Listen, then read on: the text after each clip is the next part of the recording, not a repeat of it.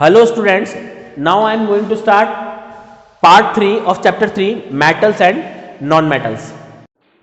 Students, in this video we will discuss about third property of metals, reaction of metals with acid. यानी metals का acid के साथ reaction देखेंगे. Third इसकी chemical properties है metal की. तो this chemical property और also subdivided into two parts. First है reaction of metals with dilute acid HCl. कि पहले मेटल की का रिएक्शन देखेंगे डाइल्यूट HCl के साथ कि except a few less reactive metals such as copper Cu, Hg mercury, Ag silver, Au aurum that it means gold, Pt platinum, all metals react with dilute sulphuric acid and hydrochloric acid to produce salt and hydrogen gas.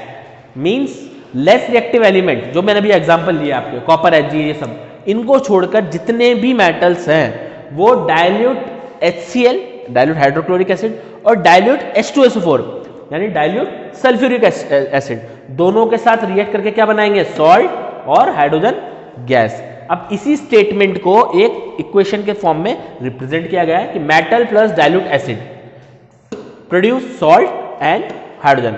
Metal जब dilute acid के साथ react करते हैं तो salt produce करेंगे और साथ में क्या फॉर्म करेंगे, हाइड्रोजन गैस. एक एग्जांपल ले लिया Zn जिंक मेटल का एक एग्जांपल जिंक ले लिया. डाइल्यूट एसिड का एक एग्जांपल हमने ले लिया HCl हाइड्रोक्लोरिक एसिड. ठीक है, ये डाइल्यूटेड फॉर्म में दोनों ने रिएक्ट किया तो क्या बनाया, सॉल्ट जिंक क्लोराइड जो कि एक सॉल्ट है and release hydrogen gas H2. Second इसका जो सब पार्ट है वो है reaction of metals with dilute HNO3. HNO3 means nitric acid. यहां पर डाइल्यूट की बात हो रही है, डाइल्यूट नाइट्रिक एसिड की बात हो रही है. Hydrogen gas is not evolve when a metal react with nitric acid. देखिए जब मेटल्स HNO3 के साथ रिएक्ट करते हैं नाइट्रिक एसिड के साथ, so they do not evolve hydrogen gas. तो यहां पर कोई हाइड्रोजन गैस रिलीज नहीं होती है, इवॉल्व नहीं होता है. जबकि HCl के केस में क्या था, हाइड्रोजन गैस इवॉल्व हो रही थी. This is due to strong oxidising nature of nitric acid. और ये क्यों होता है, ये इसलिए है क्योंकि HNO3 का नेचर क्या होता है, ये बहुत ही ज्यादा स्ट्रॉन्ग ऑक्सीडाइजिंग नेचर का है. कौन, आपका HNO3. इस वजह से यहां पर H2 इवॉल्व नहीं होती है. It oxidise the H2 produce to water and itself get reduce to any of the nitrogen oxide. ये क्या करता है, ये हाइड्रोजन का ऑक्सीडाइज कर देता है किसके अंदर, वाटर में. यानी हाइड्रोजन रिवॉल्व होकर क्या बनेगा, वाटर बनेगा एंड इटसेल्फ गेट रिड्यूस और खुद का क्या कर लेता है, रिडक्शन कर लेता है and form any of the nitrogen oxide. और रिडक्शन करके किस में कन्वर्ट हो जाता है, किसी भी नाइट्रोजन ऑक्साइड के किसी भी फॉर्म में, चाहे वो N2 हो, N हो या NO2 हो. नाइट्रोजन ऑक्साइड का कोई भी फॉर्म हो, इनमें से कोई सा भी वो बना लेता है. But magnesium and magnesium Mg and magnesium Mn react with very dilute HNO3 to evolve H2 gas. देखिए लेकिन यहां पर एक एक्सेप्शन है कि मैग्नीशियम और मैग्नीज ये जब डाइल्यूट HNO3 के साथ रिएक्ट करते हैं तो क्या इवॉल्व होती है, हाइड्रोजन गैस. अब इसी बात को एक इक्वेशन के फॉर्म में रिप्रेजेंट किया गया है. Metal react with dilute HNO3 nitric acid form salt plus वही नाइट्रोजन ऑक्साइड का कोई भी फॉर्म, चाहे नाइट्रिक ऑक्साइड हो या नाइट्रस ऑक्साइड हो, and also produce water H2O. अब एक्सेप्शनल केस ये जो मैंने यहां पर स्टेटमेंट में लिखा है वही चीज यहां पर है, only for Mn and Mg. Manganese और मैग्नीशियम के लिए याद रखना पड़ेगा कि जब ये दोनों जब element metals nitric oxide nitric oxide HNO3 के साथ रिएक्ट करेंगे, वो भी डाइल्यूटेड, तो क्या फॉर्म करेंगे, सॉल्ट और हाइड्रोजन गैस. अब एक टॉपिक है एक्वारेजिया, जिसको which is also known as royal water. Latin में रॉयल वाटर के नाम से भी जाना जाता है. क्या होता है aqua regia, it is a freshly prepared mixture of concentrated hydrochloric acid and concentrated nitric acid in the ratio of 3:1. देखिए एक्वारेजिया एक मिक्सचर है, किसका मिक्सचर है, नाइट्रिक एसिड का और हाइड्रोक्लोरिक एसिड का. और दोनों कैसे हो, कंसंट्रेटेड. यानी concentrated hydrochloric acid, concentrated HCl and concentrated nitric acid, concentrated HNO3. यानी HCl और HNO3 दोनों कंसंट्रेटेड हो और किस रेशियो में हो, 3:1, यानी HCl तो का रेशो तो कितना हो 3 और नाइट्रिक एसिड का रेशो कितना हो 1। ऐसा जो कंसंट्रेटेड HCl HNO3 का जो मिक्सचर होता है वो मिक्सचर कहलाता है आपका एक्वा रेजिया, जिसको रॉयल वाटर के नाम से भी जानते हैं। It can dissolve gold even थो neither of these acids can do so alone. Gold को डिसॉल्व करने के लिए भी किसका यूज किया जाता है, इस एक्वा रेजिया को। Aqua regia is a highly corrosive, बहुत हाईली कोरोसिव नेचर का होता है एक्वा रेजिया। फॉर्मिंग लिक्विड, एक फॉर्मिंग लिक्विड होता है। It is one of the few reagents that is able to dissolve gold and platinum. ऐसे कुछ ही रीएजेंट्स होते हैं जो गोल्ड और प्लेटिनम को डिसॉल्व करने के लिए यूज में लिए जाते हैं। Now come on to the fourth chemical property, reaction of metals with solution of other metal salts, यानी मेटल का दूसरे मेटल सॉल्ट के सॉल्यूशन के साथ reaction. Reactive metals can displace a comparatively less reactive metals to form its compound in aqueous salt solution और in molten form. Reactive metals क्या करते हैं, जो उनसे जो लेस रिएक्टिव मेटल्स होते हैं उनके कंपाउंड को क्या करते हैं, उनके कंपाउंड को क्या करते हैं, डिस्प्लेस कर देते हैं, ठीक है, उनके सॉल्ट सॉल्यूशन से। जनरल इक्वेशन देखिए, metal A plus salt solution B, ये कोई भी मेटल ए है और मेटल बी का सॉल्ट सॉल्यूशन से रिएक्ट कर रहा है, समझिएगा। Metal A react with salt solution of B, B क्या है, मेटल बी है, ये भी मेटल है।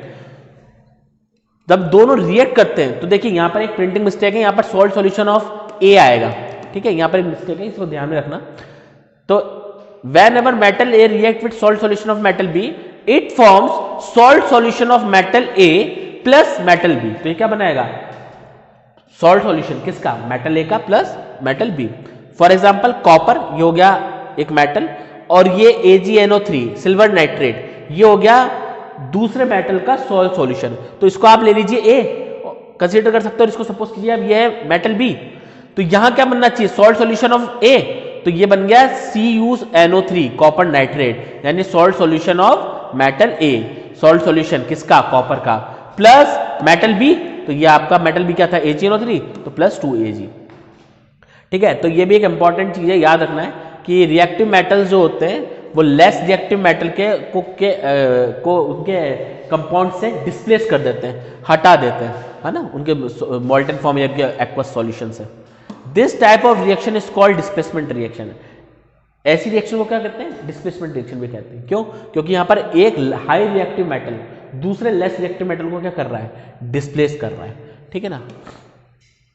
अब एक नोट है कि the reaction of metals like zinc, magnesium, iron etcetera, जितने ये सब क्या है, active metals with dilute acid to evolve hydrogen gas are also an example of displacement reaction. कि जितने भी एक्टिव मेटल्स होते हैं, चाहे वो जिंक हो, मैग्नीशियम हो या आयरन हो, जब ये किसके साथ रिएक्ट करते हैं, जब ये डाइल्यूट एसिड के साथ रिएक्ट करते हैं तो क्या रिलीज करते हैं, हाइड्रोजन गैस। ये हमने प्रीवियस वीडियो में पढ़ाई है। तो ये जो रिएक्शंस हैं ये भी किसका एक एग्जाम्पल है, ये भी एक एग्जाम्पल है डिस्प्लेसमेंट रिएक्शन का। Next topic, the reactivity series of metals. देखिए चारों केमिकल प्रॉपर्टीज यहां पर फिनिश हो चुकी है। अब एक नेक्स्ट टॉपिक है आपका the reactivity series of metals, कि मेटल्स की रिएक्टिविटी सीरीज, कि किसी भी मेटल्स को एक अरेंजमेंट में ऑर्डर में सेट किया गया है उनके हाई से लो रिएक्टिविटी के बेसिस पर। The reactivity series is a list of metals arrange in the order of their decreasing activity. एक मेटल्स की लिस्ट है, ये मेटल के अरेंजमेंट की एक लिस्ट है जो कि डिक्रीजिंग एक्टिविटी की ओर है, मतलब हाई से लो में एक लिस्ट बनाई गई है। यानी ऊपर कौन सा मेटल अरेंज किया है जो सबसे हाई रिएक्टिव है, और बॉटम में यानी लोअर पोर्शन में कौन से मेटल्स हैं जो सबसे लो रिएक्टिव हैं। तो ऐसी लिस्ट को बोला गया है reactivity series. On the basis of their relative tendency to lose electron and their reactive nature, metal are arrange in a series. Metal को लूज करने की टेंडेंसी और उनके रिएक्टिव नेचर के बेसिस पर मेटल को एक सीरीज में अरेंज किया गया है। इसी सीरीज को एक्टिविटी सीरीज या रिएक्टिविटी सीरीज ऑफ मेटल्स बोलते हैं। The metals that are placed above hydrogen are called most reactive metals. ठीक है, जो मेटल हाइड्रोजन से ऊपर रखे गए हैं वो कौन से मेटल कहलाते हैं आपके, most reactive metal. For example K potassium, Na sodium, Ca calcium. And the metals that are placed below hydrogen और जो हाइड्रोजन से बिलो प्लेस किए गए हैं लिस्ट के अंदर, वो मेटल्स कौन से कहलाते हैं आपके?